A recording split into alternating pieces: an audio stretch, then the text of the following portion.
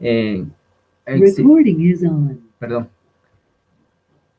Muchas veces este cambio que se da en el DNA influye en aspectos tanto físicos como en el comportamiento y en la fisiología. Este cambio en el DNA puede producir o no puede producir cambios totales en la vida. Como decíamos, una mutación es evidente cuando varias mutaciones se acumulan. También decimos que las mutaciones pueden ser aleatorias. Más o menos hay una tasa que se puede ver. Confírmame, Mayerly. Disculpe que dicen. Se puede ver. La pantalla yo sí la veo. Están las diapositivas, ¿verdad? Sí. Ya, chévere.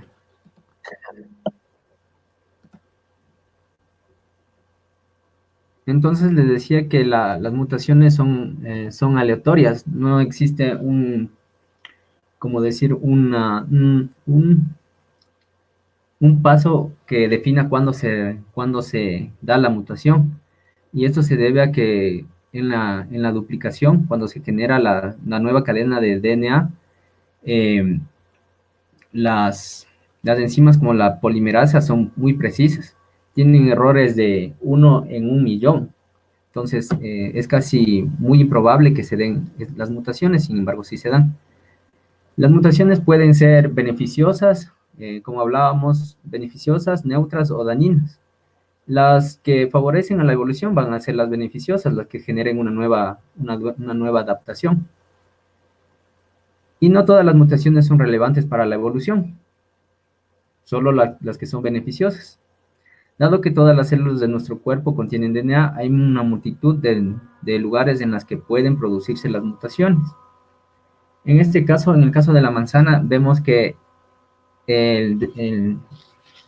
la mutación es de color. Sin embargo, esta mutación se da a nivel de células somáticas. Las células somáticas son todas las células que no son reproductivas. Entonces, esta mutación no va a ser heredada a la siguiente generación. Solo se da en las células de la epidermis de la manzana. Las mutaciones que son relevantes ya se dan a nivel de las células reproductoras. Estas sí pueden ser hereditadas. Sin embargo, en el segmento de DNA, hay partes que no cumplen una función en la replicación, sino que pueden ser utilizadas en lo que es de la transcripción y la traducción. Entonces no habrían una modificación clara, sino que se generan proteínas que dan ciertas características de las células, sin embargo no existe un cambio definido. Aquí podemos ver un cambio en el fenotipo. Sería un pequeño cambio sería la que vemos, la que observamos en el gato, que tiene ligeramente hacia atrás las orejas. Sin embargo, esta característica no es necesariamente transmisible. Un gran cambio en el fenotipo sería la resistencia de los insectos al DDT. Las mutaciones que ocasionan la muerte del organismo se llaman letales. Esta resistencia de los insectos al DDT ya es transmisible para la siguiente generación, entonces se vuelve inmune. Y hay otras, como dice ahí mismo, las mutaciones que ocasionan la muerte. Hay muchas mutaciones que pueden causar, que no son beneficiosas, son perjudiciales y pueden crear enfermedades y también pueden llevar a la muerte. Como les decía, las mutaciones se pueden dar en la replicación, y cuando no se copia con precisión la cadena de ADN, o también se puede dar bajo la influencia de material radioactivo. Esas son las dos formas que se puede generar las mutaciones. Aquí tenemos algunos tipos de mutaciones. Tenemos las mutaciones puntuales o sustituciones. Estas son a nivel de la cadena de ADN, las primeras 3 mutaciones. Entonces, las puntuales se dan en base a una sola base nitrogenada. Entonces esta se cambia con la que está al lado o se sustituye.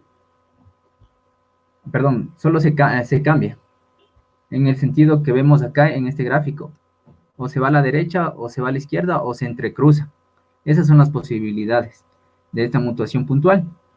Entre las mutaciones por inserción, aquí en cambio existe una inserción de una base nitrogenada en la cadena de ADN, volviendo más grande a la cadena de ADN.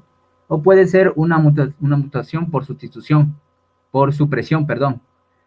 Aquí, en cambio, desaparece una base nitrogenada y la cadena de ADN se vuelve más corta. También existen las mutaciones que son a nivel cromosomático. Esas mutaciones a nivel cromosomático, ya como su nombre lo dice, ya no es a nivel del ADN, sino a nivel de un cromosoma. Tenemos lo que es la delección, cuando se pierde un fragmento del cromosoma. Tenemos la inversión, cuando se corta el cromosoma y se invierte y vuelve a ocupar el espacio. O la translocación, cuando igual un segmento de ADN se remueve del cromosoma y se inserta en otro cromosoma. Por último, tenemos la duplicación, cuando los cromosomas se unen asimétricamente a partir de dos puntos diferentes. En esta duplicación, también lo importante es que a veces se genera un cromosoma más, haciendo que los pares de cromosomas ya no serían 2N, sino serían 2N más 1, se incrementa un cromosoma.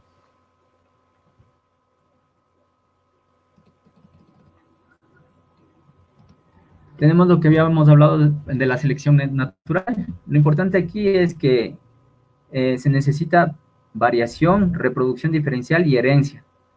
Y para que el resultado sea una evolución por selección natural. Cuando existe una evolución y tenemos que las características son beneficiosas, estas mutaciones son beneficiosas, se generan lo que son las adaptaciones. Un ejemplo de adaptaciones, entre los ejemplos de adaptaciones tenemos los de las orquídeas, que engañan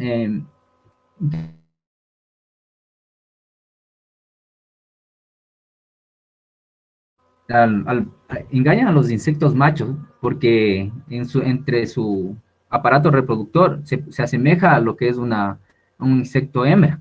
Entonces los atrae. Profe, no se ve la diapositiva de lo que está hablando. ¿En cuál se quedó? Disculpa. En las mutaciones. ¿Serio? Ya, espérame un momento, por favor. ¿Qué pasó?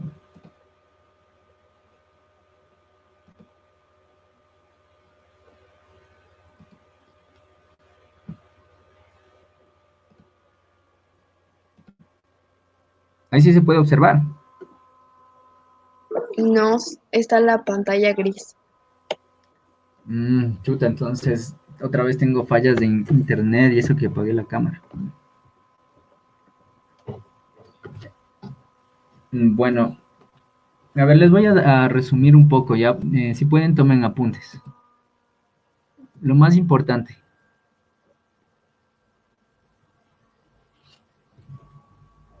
Primero, las mutaciones. A ver, Mayerly, ¿me estás escuchando? ¿Qué era una mutación?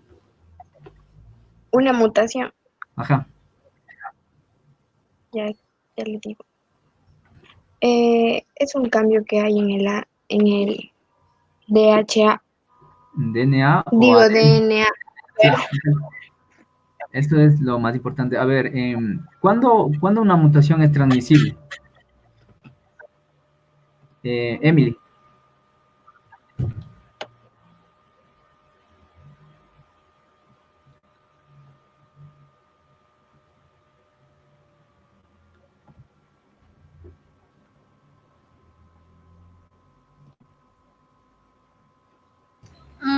¿Cuándo la mutación que me puedes decir? ¿Cuándo la mutación se puede transmitir? Cuando se da a nivel de qué células.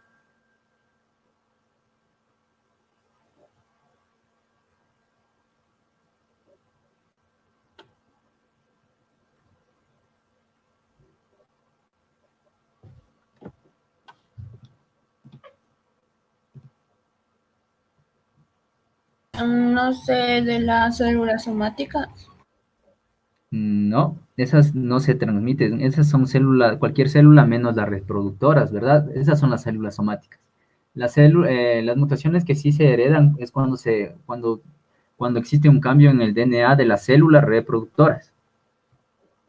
Cuando se da en la mutación en las células somáticas, no existe una descendencia, no es transmisible. Ya, eso es lo más importante de ahí. Entonces, las mutaciones se pueden dar de dos formas diferentes. La primera es natural y se da al rato de copiarse el ADN en la replicación. Entonces, existe una falla y por varias razones la estructura del ADN cambia.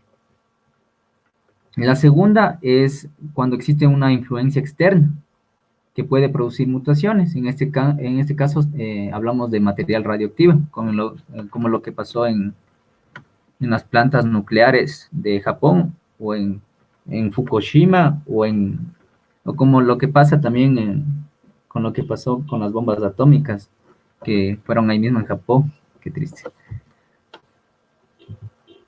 Nagasaki y Hiroshima.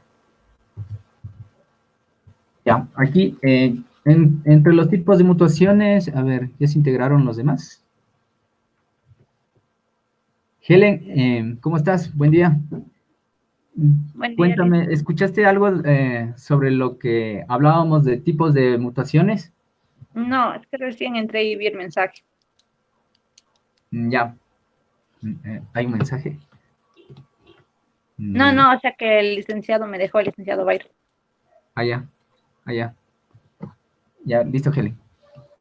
Bueno, eso estábamos hablando de las mutaciones, cuándo se dan, qué es una mutación, cuándo se transfiere. Y ahora hablamos también de tipos de mutaciones. Iker, tú entraste ya cuando estábamos hablando de tipos de mutaciones. ¿Cómo estás? No, bueno, profe, buenos días. Solo logré escuchar lo que nos dijo que las mutaciones son beneficiosas, neutras o dañinas. Desde ahí empecé a escuchar. Listo. Voy a compartir otra vez a ver si ya hay cómo compartir.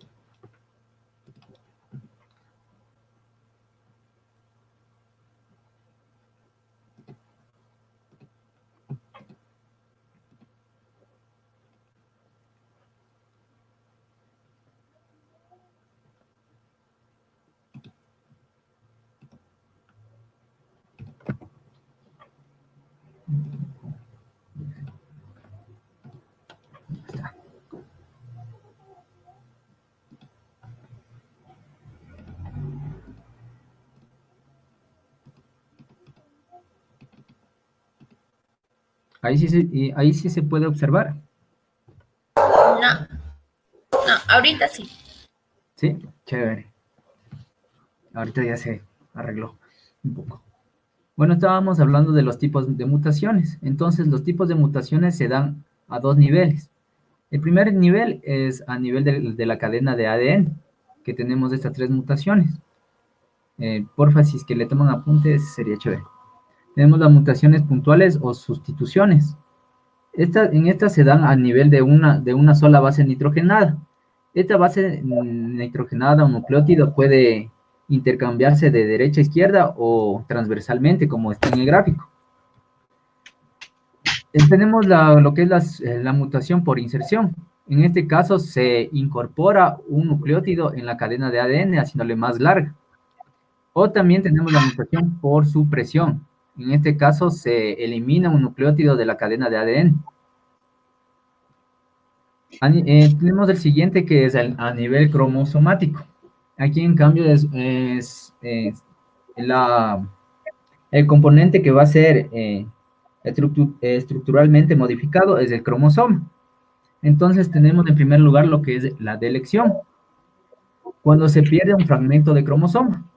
La inversión, cuando este fragmento un fragmento de cromosoma se invierte y vuelve a ocupar el mismo espacio dentro del cromosoma.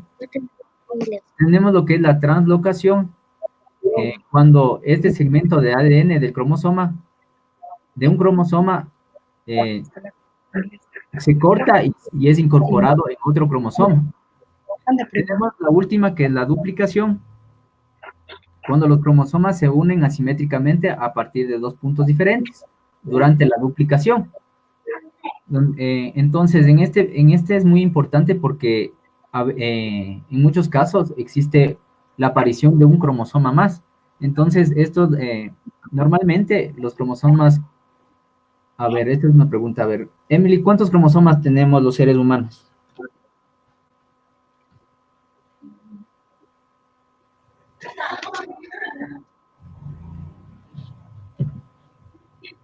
¿Cuántos cromosomas tenemos los seres? Eran 23, Exacto. 23 pares, algo así. Sí, exacto. Entonces, cuando existe esta mutación, ya no serían las 23 pares más un cromosoma más. Eso es lo que sería la duplicación. Y por último, tenemos que para la realización de una selección natural, es importante que se dé la variación, la reproducción diferencial y la herencia. Cuando esta mutación es beneficiosa y a través de la selección natural, tenemos lo que es las adaptaciones. Algunas de las adaptaciones que se muestran aquí en el ejemplo, tenemos lo que son las orquídeas. Aquí el aparato reproductor de la orquídea se asemeja a lo que es a un insecto hembra. Entonces atrae a los machos. Los machos son incorporados de material genético de la orquídea y este se esparce hacia las otras especies de orquídeas. Tenemos lo que es los saltamontes en la forma de las hojas. La una es reproductiva, ¿verdad? La otra ya es más como de competencia. Tenemos que los saltamontes tienen una forma de hoja. Estábamos hablando de lo que eran, ¿se acuerdan de lo que eran el mimetismo y el camuflaje?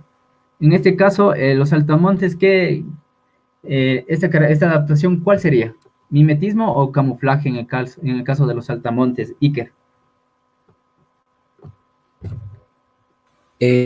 Sería camuflaje. Exacto.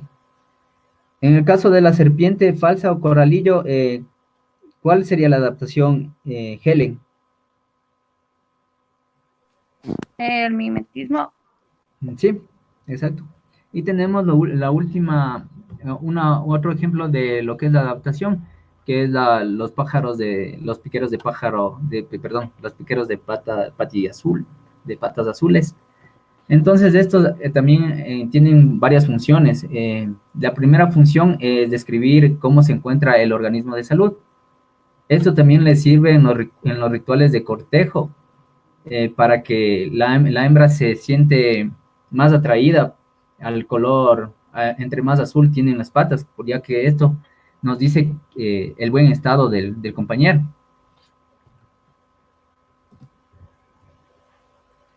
Tenemos lo que es la eficiencia biológica, que nos dice que de un genotipo incluye su capacidad de sobrevivir, encontrar una pareja, producir descendencia y en última instancia dejar sus genes en la siguiente generación.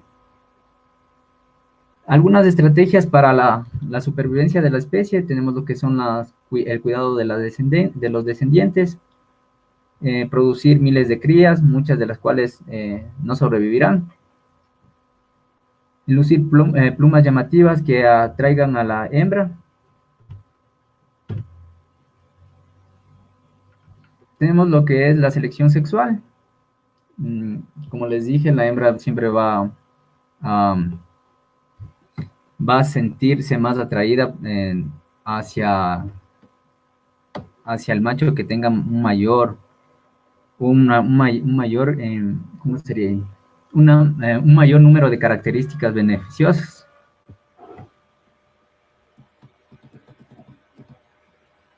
Tenemos también lo que es la selección artificial. En este caso ya habíamos hablado que es el cruce de organismos con rasgos específicos para producir progenie con rasgos idénticos. Entonces, dentro de la selección artificial tenemos este ejemplo que es de la mostaza. De esta mostaza se especificó, se crearon más especies como es la coliflor, el brócoli, la col. Estas nuevas especies ya tuvieron características deseables para el consumo para nosotros. Aquí hubo intervención del hombre. Casi en la mayoría de la selección artificial interviene el hombre. Ya habíamos hablado del mimetismo, del camuflaje. Tenemos un pequeño concepto de adaptación, que se les llama a las estructuras, procesos fisiológicos o comportamientos que contribuyen a la supervivencia y a la reproducción en un ambiente particular.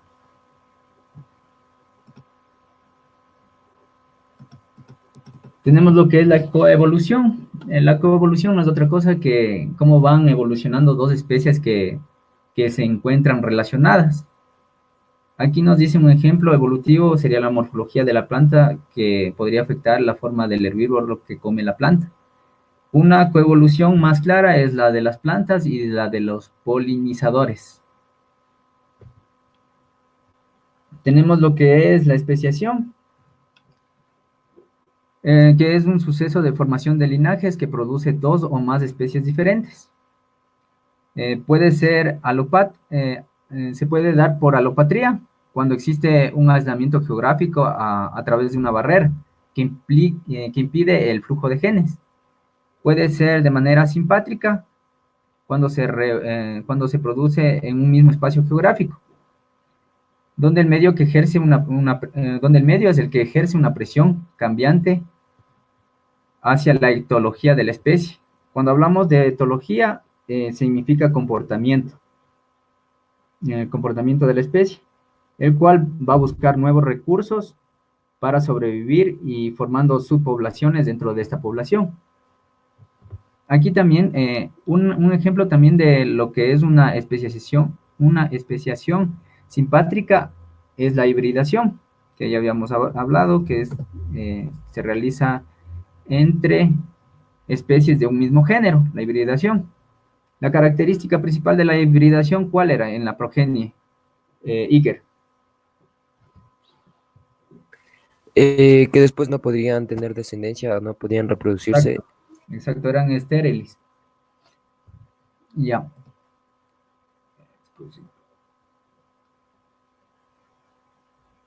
También aquí existe otro tipo también de especiación, que no le he puesto el nombre a esta especiación.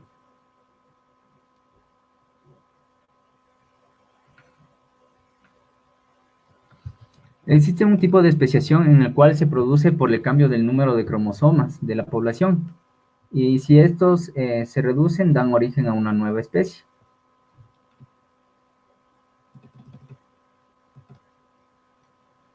Ahora tenemos lo que es la macroevolución. La macroevolución, la evolución, hemos estado hablando en específico de una sola especie. Ahora la macroevolución nos dice unos cambios graduales en un mayor número de especies. Entonces tenemos primero lo que es la éstasis, que en este caso no existe un cambio notable. Existen algunos organismos que son considerados fósiles vivientes que no ha existido ningún rastro de cambio a pesar de que han pasado muchos años. También tenemos lo que es el cambio en los caracteres. Los linajes pueden cambiar rápida o lentamente y de una forma bidireccional. Aquí tenemos un ejemplo del cambio de caracteres, serían la de los trolobites. Esta especie que es extinta, existe un registro fósil en el cual primero pasaban los años y tenían un mayor número de divisiones. Sin embargo, seguían pasando los años y disminuía su número de divisiones.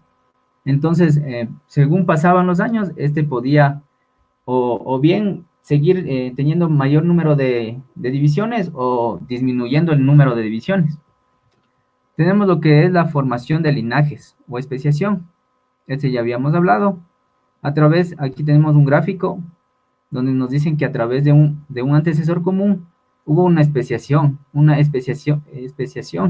creándose diversas especies, y estas a su vez se diversificaron hacia otras especies. Y tenemos lo que es la extinción, que puede suceder en un solo linaje o en diversos linajes.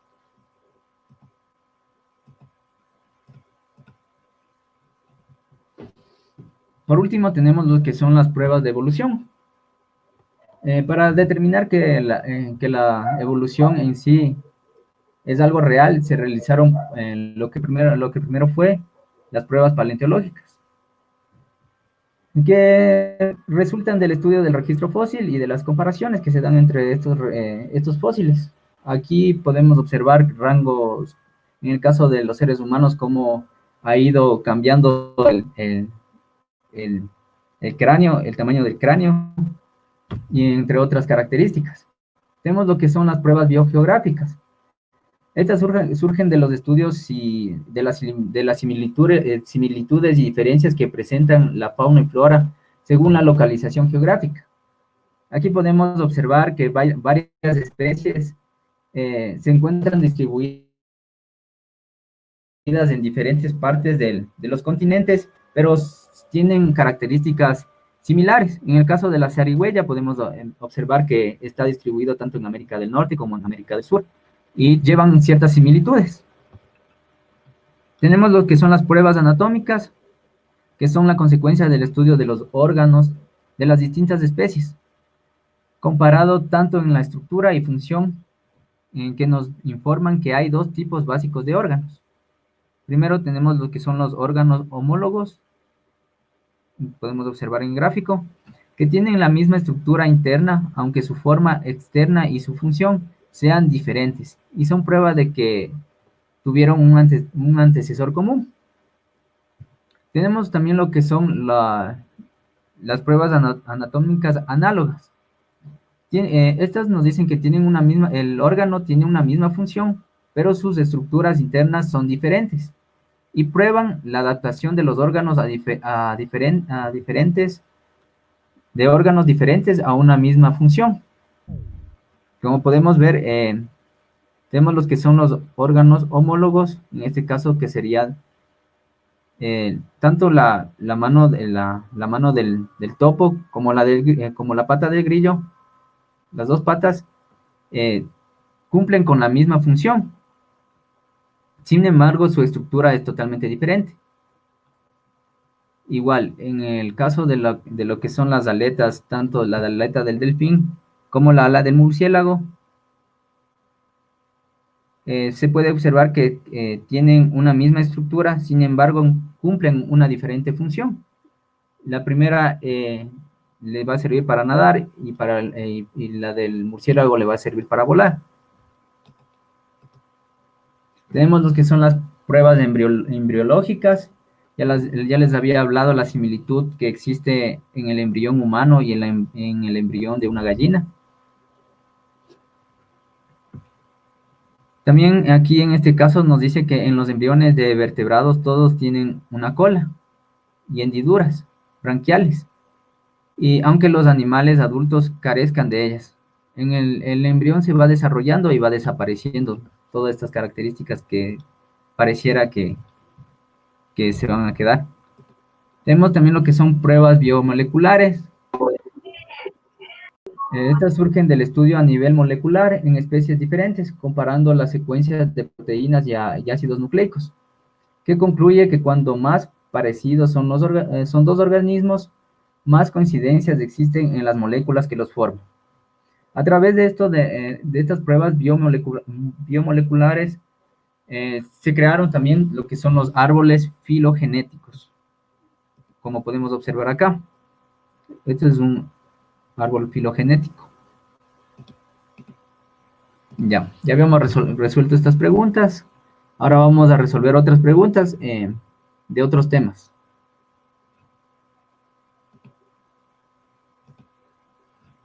¿Se puede? A ver, esperan un momento, por favor.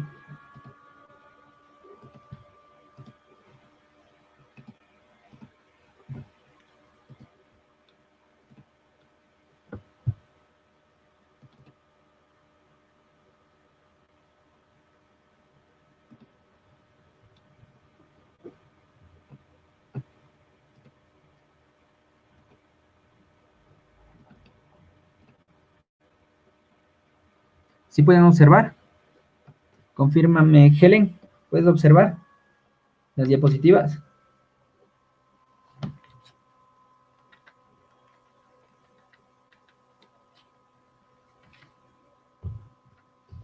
Iker, ¿me puedes ayudar si puedes observar las diapositivas? Sí, profe, sí se ve. Ya, bueno, tenemos la primera pregunta. Nos dice, las bacterias son organismos. Iker, ayúdame con esta pregunta ya. Tienes un minuto.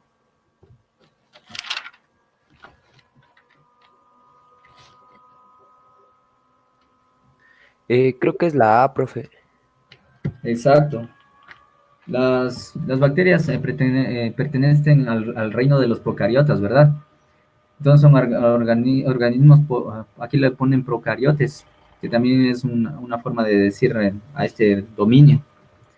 También existen otras, existen en muchos textos, suponiendo que la pregunta sean, ¿las arqueas son organismos? ¿Cuál sería la respuesta, Emily?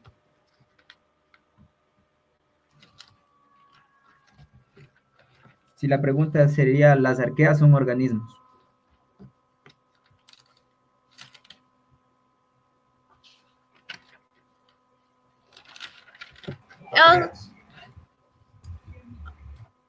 ¿Sí me escuchaste la pregunta, Emily? Me dijo las arqueas. Sí, sí puedes divisar las diapositivas. O sea, ahí está uno, las bacterias son organismos. Esa. Sí, ahora hagámosle una modificación a esa pregunta. ¿Las arqueas son organismos? ¿Cuál sería la respuesta? Procariotas mismo. Exacto. A las arqueas, en algunos textos también las definen en el dominio de los procariotas. Recuerden eso. También tenemos nos dice la pregunta 3, algo le ha pasado a la 2, pero no importa. Vamos con esta pregunta. Se dice, describe a un organismo con muchos... a ver, mejor les hago que después le hago yo, ¿ya? Primero, ayúdame. A ver, vamos, Emily, Mayerly, ayúdame con esta pregunta, por favor. La leo. Sí, la lees y la respondes, ¿ya? Tienes un minuto. Se describe a un organismo. Se describe un organismo con muchas células, núcleo, una pared celular de quitina y que absorbe su alimento. ¿En qué reino o dominio colocaría a este organismo?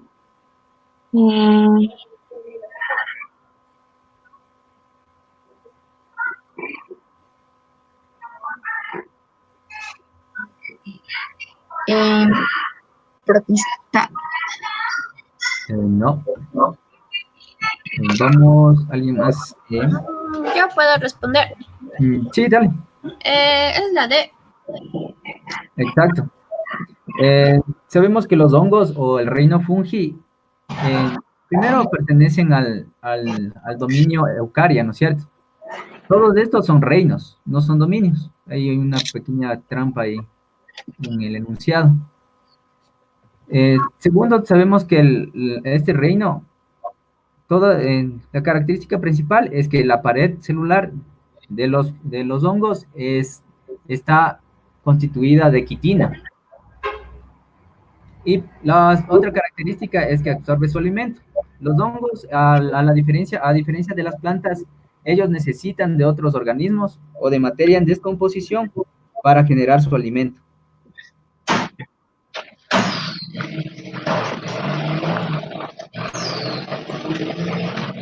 Por favor, me escucho un ruido.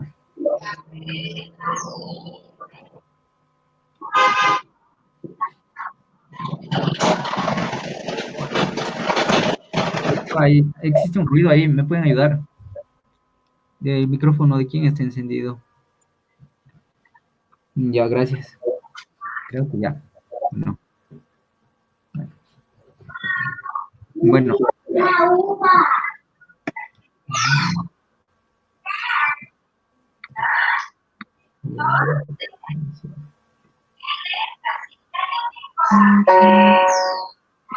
Listo.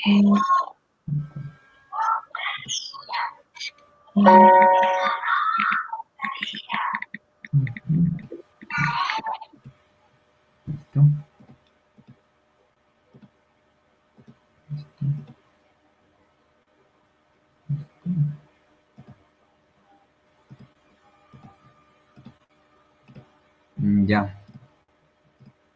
Ahora, dentro de esta organización de plantas y animales existen lo que son los productores primarios, que es el primer nivel trófico. Vamos a hablar sobre lo que son los niveles tróficos. El primer nivel tenemos lo que son las plantas, que son... Lisa no está compartiendo. Sí. Es que no veo. No sé qué pasó. ¿Cómo ves la pantalla? ¿Está en gris o qué pasó? Esta es una pantallita de una computadora, así chiquita. Ya.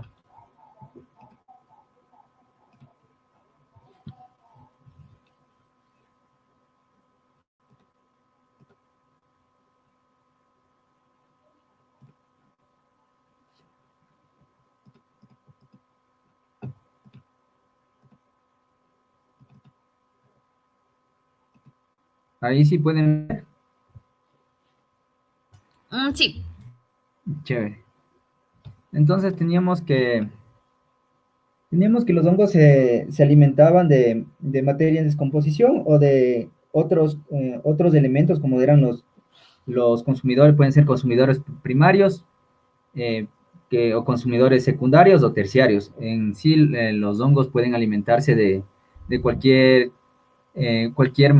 materia orgánica en descomposición, puede ser de plantas o animales. Entonces, ahí en este tema entramos a ver lo que es los niveles tróficos. El primer nivel trófico encontramos lo que son las plantas. En este primer nivel se los denomina a todos los organismos como productores primarios y ellos pueden obtener su fuente de energía valiéndose del sol. Ustedes ya conocen a través de la fotosíntesis. Ellos toman lo que es la materia inorgánica y mediante una fuente de radiación, en este caso que es del sol, forman lo que son las moléculas orgánicas que pueden ser ya ingeridas por lo que serían los consumidores primarios. Entonces recuerden, los productores primarios hablamos de plantas. Nos dice que el flujo de energía es un concepto unificador para estudiar y comparar la productividad de los ecosistemas. El primer paso es el analizar el flujo de energía y cuantificar la fijación de la energía solar a través de la fotosíntesis.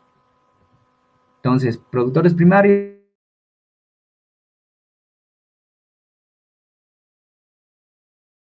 Los productores primarios son alimento de los consumidores primarios.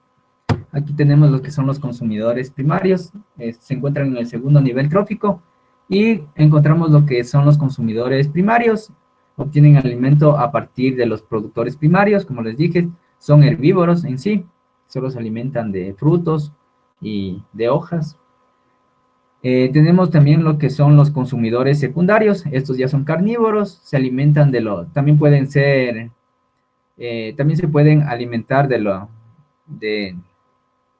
los productores primarios, pero más es la tendencia a consumir lo que serían los consumidores primarios. Se alimenta de los consumidores primarios. Y por último tenemos lo que sería los consumidores terciarios o de tercer orden, que son carnívoros son igualmente carnívoros, pero estos se pueden obtener su alimento en base a los consumidores secundarios, que también son carnívoros. Entonces son carnívoros que comen a carnívoros, en pocas. Vamos con esta pregunta. Por favor, ayúdame. ¿Quién no ha participado todavía? Eh, Emily, Helen, Mayerly. Mayerly, ayúdame tú, ¿ya? Ayúdame con esta pregunta, Mayerly. ¿Tienes un minuto? La, Sí, chévere. sí, la energía que precisan los para sus procesos metabólicos es asimilada de los compuestos sintetizados previamente por los organismos fotosintéticos. Para formar estas moléculas complejas, los organismos fotosintéticos necesitan absorber moléculas que carecen de átomos de carbono. Mm,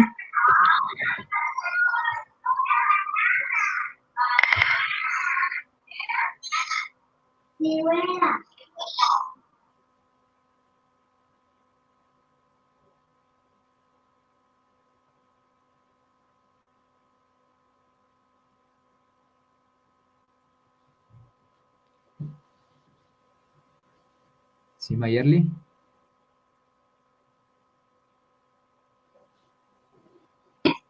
sí, le hice en un ratito. Es que mi internet está medio raro. Ya.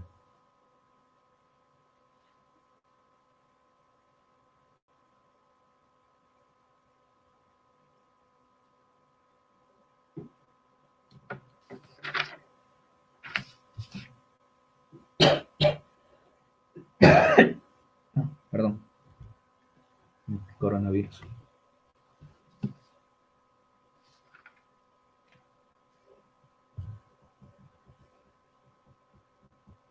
Listen no es la A. No. Vamos La con... B. Perdón. A ver, Es la dice. B. ¿Quién Ajá. fue? Emily. Chévere. Sí, es la B.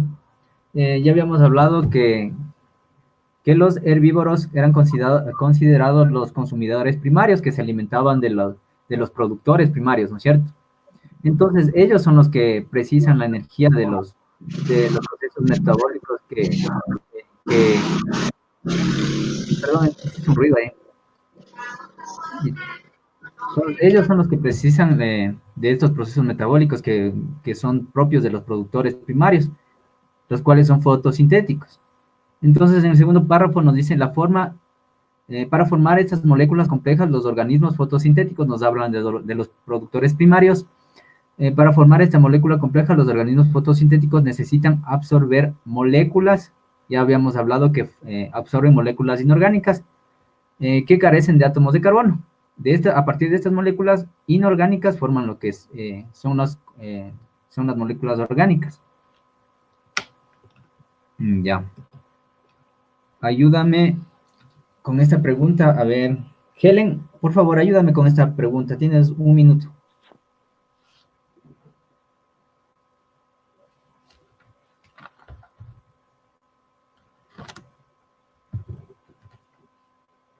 Helen, ¿sí me escuchaste? Porfa. Sí, pero que lo leo. Claro, si quieres leerla, si no puedes responderla nomás.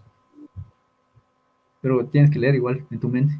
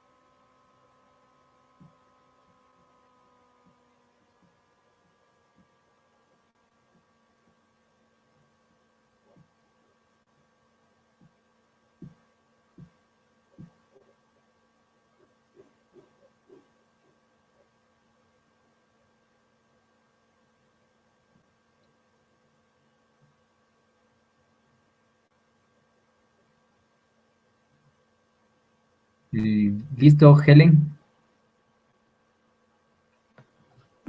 O sea, estoy por la A o la B, creo.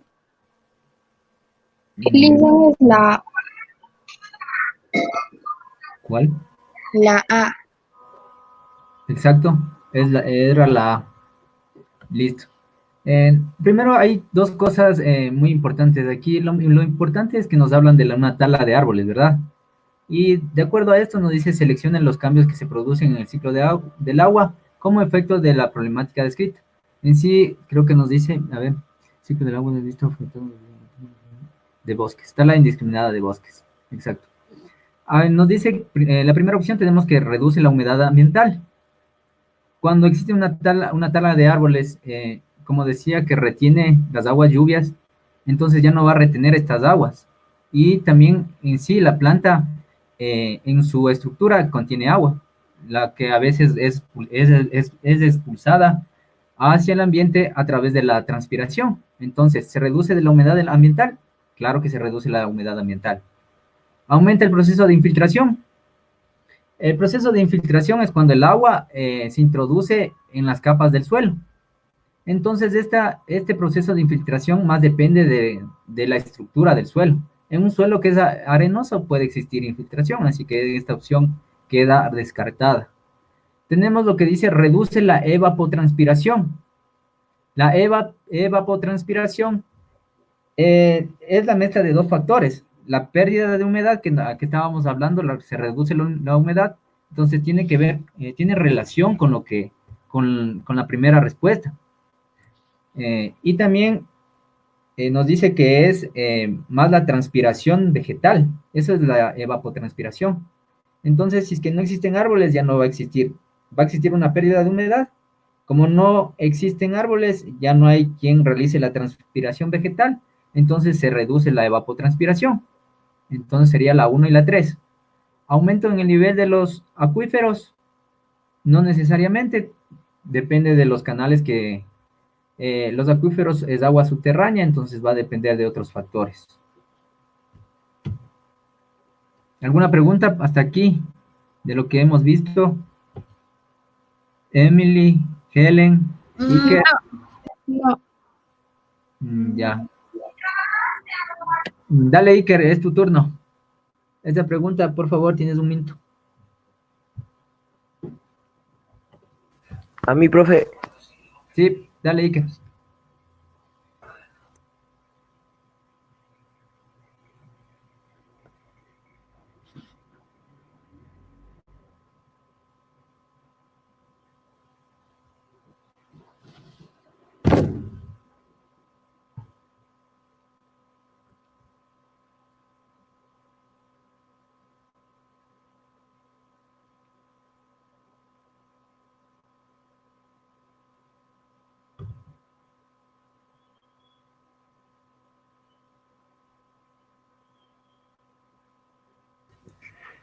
profe, creo que es la C. Exacto, es la C. Bueno, aquí es bastante claro, ¿no? Cuando existe un sobreagitamiento. Primero, la termólisis es una forma de regular el, el cuerpo a través de la ingesta de alimentos o de bebida que tengan una temperatura inferior a la que tenemos dentro de nuestro cuerpo. También es expulsar, en este caso también se lo realiza en cuanto a expulsar, expulsar, en este caso sería la orina o las heces. También es un mecanismo de nivelar la temperatura de nuestro cuerpo. Tenemos lo que es la vasodilatación, que en sí es el primer mecanismo por el cual se produce lo que es la termólisis. Aquí se realiza un ensanchamiento de los vasos sanguíneos. Esto se realiza a través de señales enviadas al hipotálamo, entonces tiene relación con la pregunta. Entonces se realiza una pérdida de calor a través de la piel y también existe un aumento en la transpiración, en el sudor. Entonces la respuesta es la C. La vasoconstricción es una enfermedad. La hipoxemia es falta de oxígeno en la sangre. Existe un término parecido a la hipoxemia que es hipoxia, Eso también, recuérdenlo, la hipoxia es, en cambio, la falta de oxígeno en los órganos. Vemos la siguiente pregunta. Por favor, ayúdame. Ya. Mayerly. Ya, un grupo de científicos desea desarrollar un transgénico vegetal que contenga mayor cantidad de vitamina C, para lo cual se ha puesto a su disposición una lista de genes de diferentes especies vegetales. ¿Qué especies se debería elegir para obtener el transgénico? La respuesta es la D. Sí, estás en lo correcto. La guayaba tiene 5 veces más vitamina C que las naranjas. Existe también en lo que es la cebada. Existe vitamina C, pero en sí existe más lo que es la vitamina A. En el trigo, lo que más, el valor el valor nutricional del trigo son las sales minerales y la vitamina A y B. En cambio, en lo que es el frijol es más lo que nos da, tiene una base nutricional más de proteína.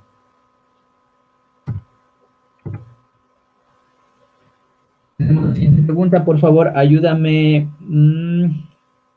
Porfa, si eso sí, irán anotando las respuestas porque no sé si ya, todavía no les paso todavía las diapositivas, para pasarles las diapositivas y que tengan la respuesta por si acaso, para que vayan entrenándose. La respuesta sí, porfa, cópiese.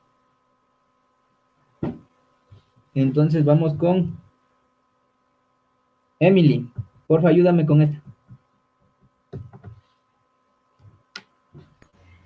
¿Le leo o solo le respondo? Como quieras.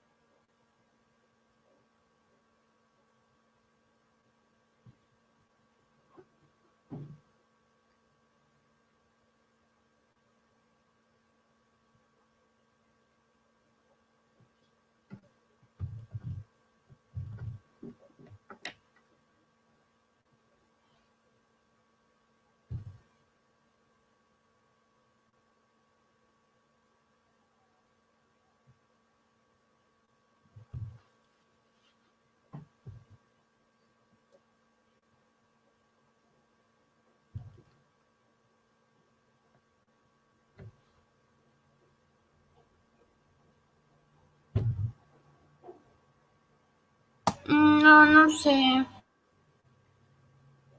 Ya, habíamos hablado, es lo mismo que habíamos hablado de los niveles tróficos, ¿verdad? Entonces nos dice que la iguana, lo importante aquí nos dice que las iguanas se alimentan de algas, de las rocas. Las algas son considerados también lo que son productores primarios. Si se alimenta de algas, decimos que es un herbívoro.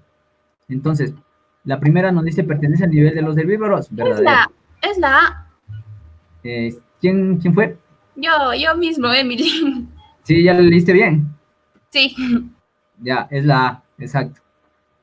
Y como decíamos que existen los consumidores secundarios y los consumidores terciarios que se alimentan de los consumidores primarios. Entonces, al rato que hay una escasez de lo que son los consumidores primarios, va a existir una rebaja en la densidad poblacional de los consumidores tanto terciarios como secundarios. Por eso entonces sería la 2, también es verdadero. Controla la densidad poblacional de los consumidores terciarios y también de los secundarios. ¿Pertenece al nivel de los carnívoros? Falso. ¿Controla la densidad poblacional de los consumidores primarios? Falso, porque ellos son los consumidores primarios.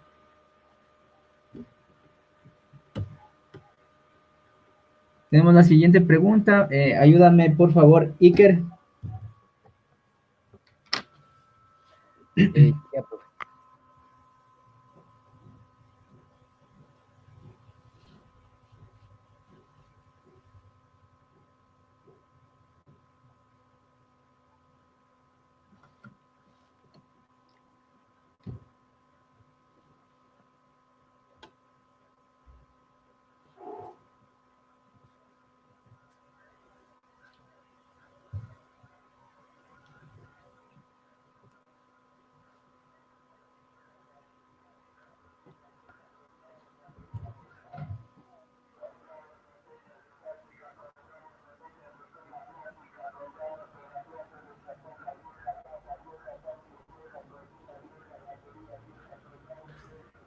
Profe, creo que es la C.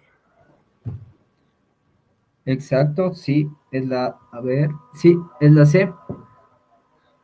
Bueno, dentro del sistema nervioso autónomo existe la de lo que es la división simpática y la parasimpática. Dentro de estas dos divisiones de lo que es el sistema nervioso, eh, sí, el sistema nervioso, el sistema simpático activa el organismo para situaciones de emergencia, como respuesta de lucha y huida, o en lo que decía el texto, en procurar que no se rompa el vaso, una reacción inmediata. Aumenta la frecuencia cardíaca y la presión sanguínea, acelerando el ritmo respiratorio y dilatando las vías respiratorias, elevando la concentración de glucosa en la sangre, estimulando la liberación de adrenalina y noradrenalina e inhibiendo los sistemas que no participan en las situaciones de estrés, como el aparato digestivo. También el sistema nervioso autónomo está dividido en lo que es el sistema parasimpático. Por el contrario, regula las actividades que tienden a conservar energía en los periodos de descanso o recuperación, disminuye la frecuencia cardíaca y estimula las funciones vegetativas. Entonces, por eso tenemos que la respuesta, en la primera línea, nos dice la división prepara al cuerpo para las situaciones que requieran estado de alerta o fuerza. Sabemos que es la división simpática. En cambio, en la otra división nos dice que dirige actividades de mantenimiento como la digestión de los alimentos cuando el cuerpo se encuentra en estado de reposo. Entonces sabemos que es parasimpática. En cuanto al neurotransmisor, sabemos que tenemos estos dos neurotransmisores, la acetilcolina y la noradrenalina. La acetilcolina es un neurotransmisor propio del sistema nervioso autónomo. En cambio, la noradrenalina puede ser utilizado como neurotransmisor, pero más es utilizado como hormona. Entonces, por eso la respuesta es la C.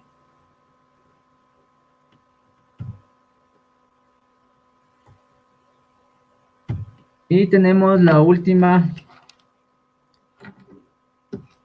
pregunta y me ayuda Helen, ayúdame con esta última pregunta.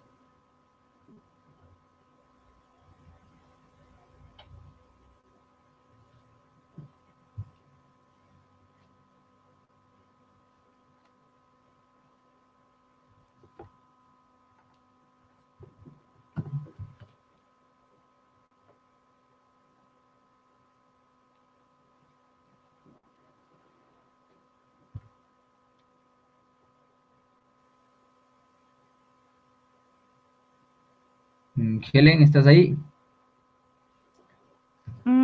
Sí, Listen, pero no sé por qué no entré a la clase. Se me iba el internet. Serio, bueno, vamos con otra persona, entonces, atenta a la respuesta, ¿ya? Vamos con... volvamos otra vez desde el principio. Mayerly, por favor, ayúdame.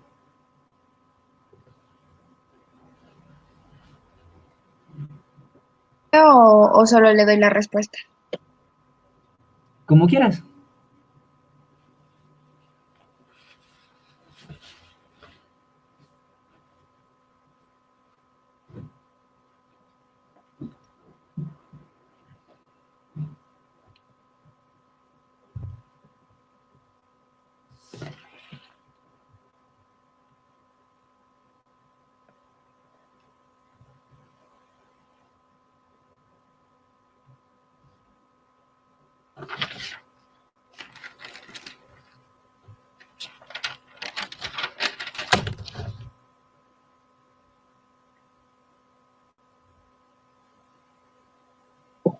No, Alicia, no, no, no entiendo muy bien.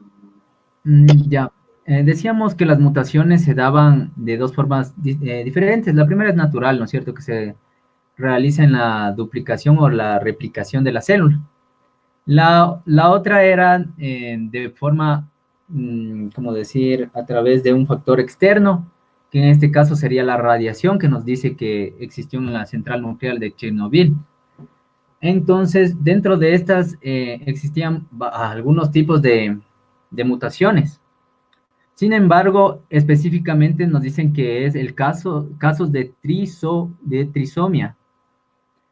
Esta enfermedad es una mutación que se da, que causa malformaciones y que se da por la existencia de un cromosoma extra. ¿En cuál tipo de mutación se daba que se crea un cromosoma extra? Vamos, Iker. Profe, creo que es la C. Exacto, es en la duplicación, es en la que se da un cromosoma extra. Entonces tenemos que también saber, tener el concepto de lo que es esta enfermedad, que son los casos de trisomia. Tenemos que hacer referencia a que es una enfermedad que se da cuando hay un cromosoma extra. Entonces la respuesta es la C, duplicación. Porque en la duplicación, en esta mutación que se daba en la replicación de la célula, se formaba un cromosoma extra. Listo.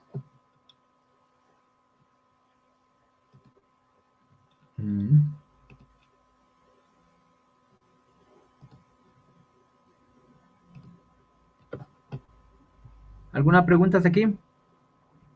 No, listen. No, profe. Chévere.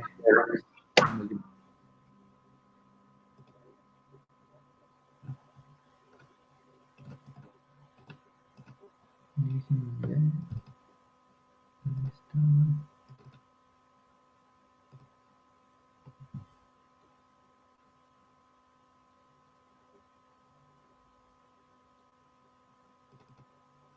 Esperen un momentito ya.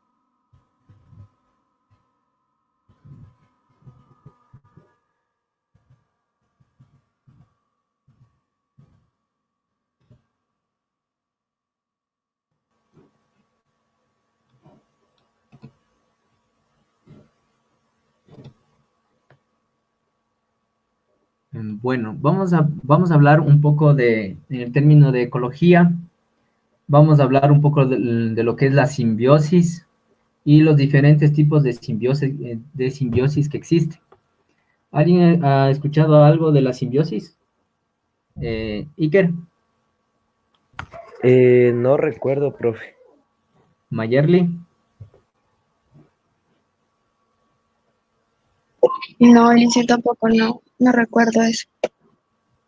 Ya, listo, entonces comencemos. Bueno, la simbiosis es una interrelación que existe entre dos organismos. Esta relación, en el caso en el caso de que hablábamos de las plantas y los polinizadores, puede ser beneficiosa para ambos, como no puede serlo. Dentro de la simbiosis encontramos lo que es el mutualismo y otras más, pero en sí la simbiosis es una interrelación entre dos especies diferentes. Entonces tenemos lo que es la simbiosis. Un pequeño concepto de simbiosis nos dice que es la asociación íntima entre dos especies por un tiempo indefinido. Los miembros que participan de esta interacción, se denominan simbiontes. Dentro de la simbiosis podemos encontrar lo que es el parasitismo. En esta relación simbiótica en la que existen dos partes, la primera va a ser el parásito, que es el organismo beneficiado, y en la otra va a estar el huésped, que es el organismo perjudicado. Tenemos también lo que es el mutualismo. Dentro del mutualismo existe un beneficio para ambas partes. Entonces puede ser de dos tipos, facultativo u obligado. Y tenemos lo que es el comensalismo. Es una relación simbiótica en la cual una especie se beneficia mientras que la otra no se beneficia ni se perjudica. Un ejemplo del parasitismo, ya sabemos, un ejemplo es en nosotros mismos, lo que son las tenias, las solitarias, todo eso. En un ejemplo de mutualismo, Iker, ¿cuál sería un ejemplo de mutualismo? En la cual las dos especies se benefician, o las dos partes se benefician. Podría ser tal vez lo de las abejas con las flores en lo que es el polen y todo eso. Sí, ese es el mutualismo, exacto. Otro, ¿este mutualismo sería facultativo o obligado?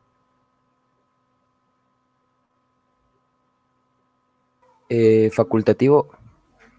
Exacto, porque en sí la flor también tiene otro mecanismo como el viento o como otro organismo que transfiera el polen a las otras flores, ¿verdad? Obligado, un mutualismo es obligado porque es la única manera, es la única forma en la cual, en este caso sería la planta, puede reproducirse. Esa es la diferencia. En el caso del comensalismo, un ejemplo, ¿cuál sería? Helen.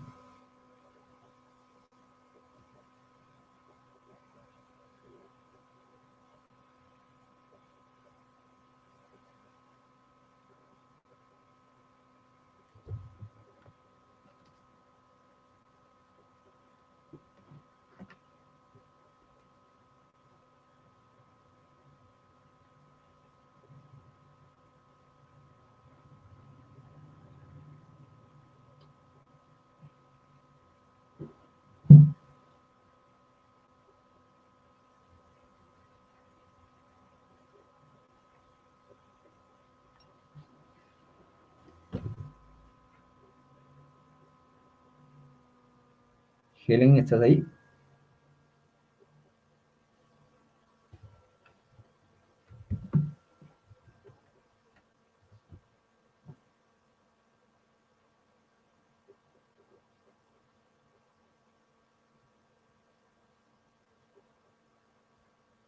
Helen.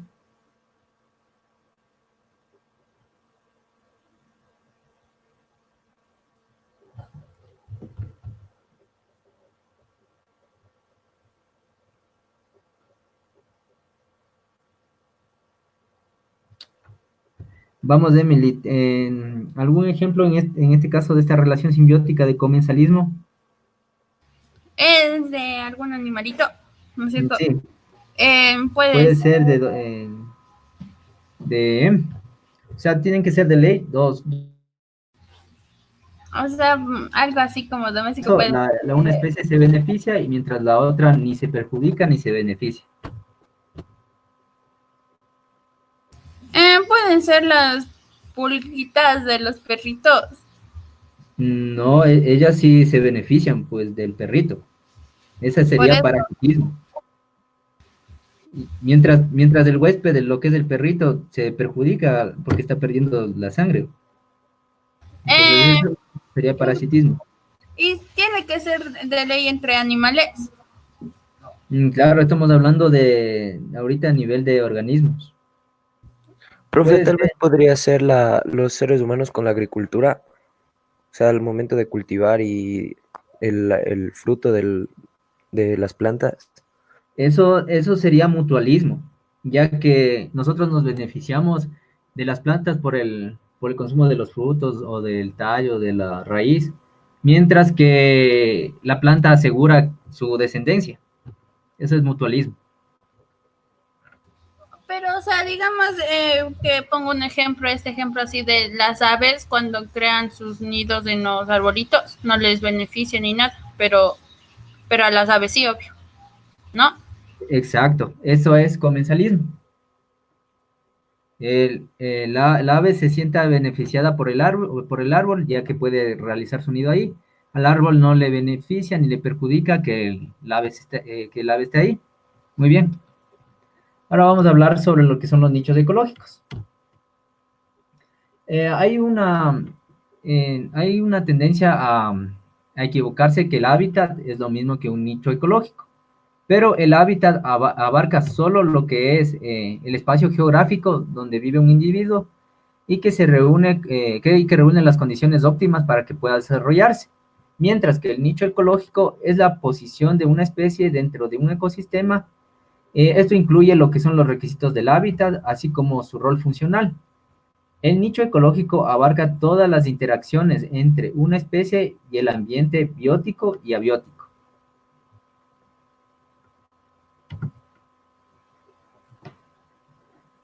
Así tenemos los enfoques de lo que es el nicho ecológico. Tenemos el nicho como de descripción de requisitos del hábitat de una especie. Entonces el nicho ecológico nos brinda a una especie las condiciones ambientales necesarias para la presencia de dicha especie y que esta especie pueda prosperar y en sí crecer también la población. También el nicho ecológico eh, eh, sustenta lo que son las necesidades abióticas, le da al organismo una preferencia alimentaria, eh, características de microhábitat o evita la predación. Por ejemplo, en el caso de lo que hablábamos del comensalismo del árbol y del ave.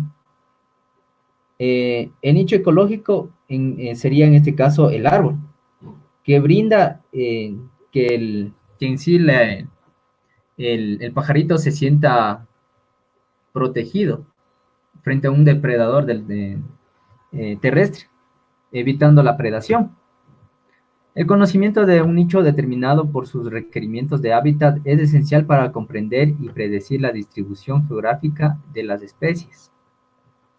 Aquí tenemos aquí tenemos el ejemplo del pinzón y los diferentes nichos ecológicos de acuerdo a la alimentación. El nicho, también se puede divisar el nicho ecológico como función ecológica de la especie, eh, dando así lo que es el papel funcional de una especie dentro de los ecosistemas. Cada especie tiene un papel particular en un ecosistema y su dinámica puede ser cumplida por diferentes especies en diferentes lugares. El nicho funcional se refiere a una posición de la especie en la red alimenticia y cadena trófica. A esto se lo denomina como ecología de ecosistemas. Entonces, vamos. Vamos un repasito antes de terminar. ¿Cuáles son los tipos de simbiosis, Helen?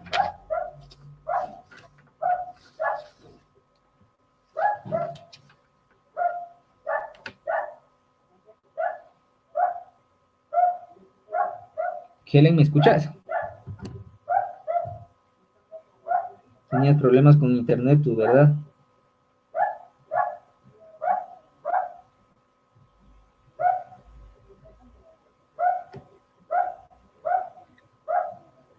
Estos tipos de simbiosis también son parte de lo que, ¿se acuerdan? Llamábamos lo que era la coevolución.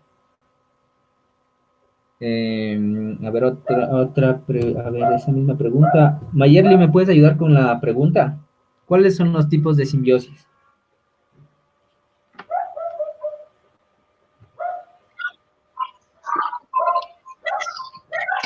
Ya, Licen, ya voy. Bueno,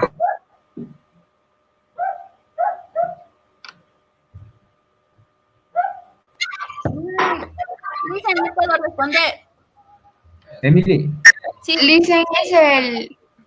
espérate un momento, ¿ya? responde, Ya. amiga. Ya. Dale, Mayerly. A ver, este es el mutualismo. Ya eran tres, ¿no? Ajá, el parasitismo y Ya, el mensalismo. ya, listo. Emily, ¿de qué se trata el parasitismo? Y dame un ejemplo.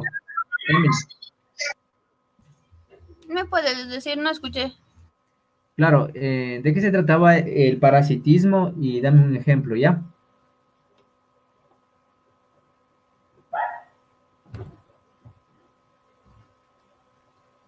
O sea, un ejemplo, ahí sí, las pulgas.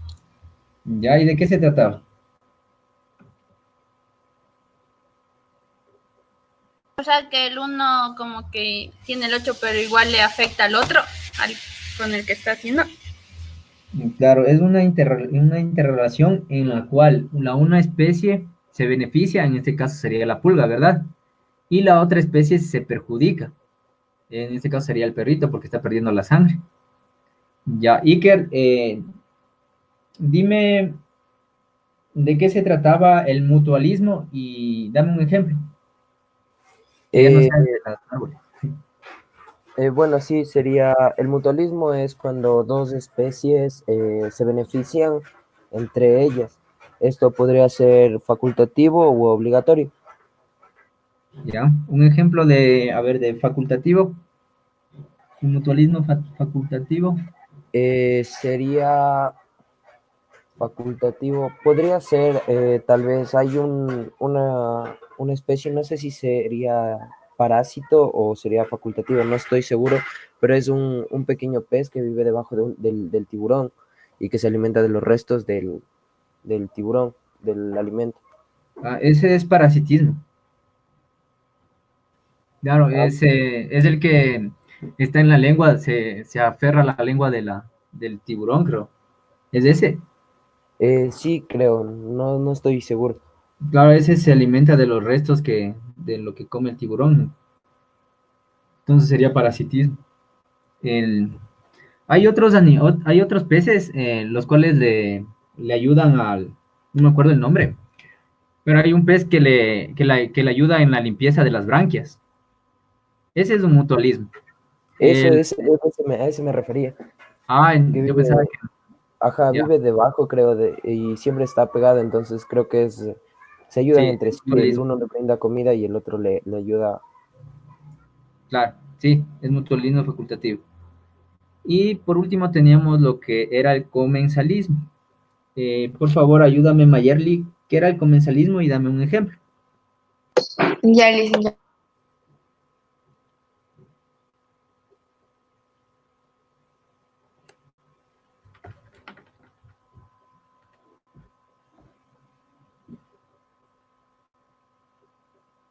A ver, el comensalismo es cuando un ser vivo obtiene beneficios del otro. ¿Ya? ¿Qué más? Eh, pero el otro no creo que resulte beneficiado ni perjudicado. Sí, Algo exacto. Ese es el comensalismo. Ahora, ¿cuál sería un ejemplo? las aves que construyen sus nidos en los árboles. Ya, otro ejemplo. Mm, los tiburones.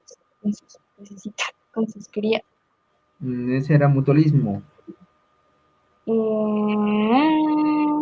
Los carroñeros, los Mm, animales carroñeros. ¿Por qué? Porque se alimentan de especies muertas. Sí, pero la otra especie ya no existe o sea, para que exista estas relaciones de simbiosis, las dos especies deben estar vivas, Es- interaccionar entre sí. Entonces, el pájaro carpintero, Comensalismo. A ver, paja, ¿por qué? En este caso, el- no sería, más le veo como mutualismo yo, y, porque, y sí, las moscas, ¿cuáles? las moscas. ¿Y con quién interaccionan las moscas? O sea, colocan sus huevos en cualquiera, así en algún cadáver de otro animal, y de ahí para que sus larvitas se puedan alimentar. Ya. Pero el otro organismo estaría muerto. Ajá. La- ajá, pero los dos organismos tienen que mantenerse en vida y tienen que interaccionar. Sí, se puede ser las abejas cuando crean ahí su panel en los árboles. Ya, sí, sería otro ejemplo de comensalismo. El árbol ni se perjudica ni se beneficia y las abejas están utilizando como su hogar al árbol. Sí, está bien. Ese sería un tipo de comensalismo. Y bueno, muchas gracias. Seguimos viendo otros temas la próxima clase. Creo que por hoy está bien ahí o seguimos. ¿Qué dice? No, ya está bien, bro. Bueno, ¿Qué seguimos? a ver, vamos por mayoría de votos. No, A ver, Iker, ¿seguimos? No sé, profe. Ya, quedas en blanco. Entonces es un voto en blanco. Sí. Mayerly, ¿seguimos? no, dicen ya no. Helen, ¿seguimos? Uy, Helen ya nos dejó y hace fechas, creo. Bueno, también en blanco. Emily, ¿tú sí Eh, quieres seguir? no, pobrecita mi amiguita, no quiere. Ya, bueno, mañana sí le damos hasta las 2 entonces. Muchas gracias con todos y eso sería todo por hoy. Pasen bien, una buena tarde. Igualmente, profe, gracias. Hasta luego, Mayerly. Chao, Gracias. Iker. Gracias, profe. Chao. Hasta luego. Hasta luego. Chao, Helen, si estás por ahí todavía.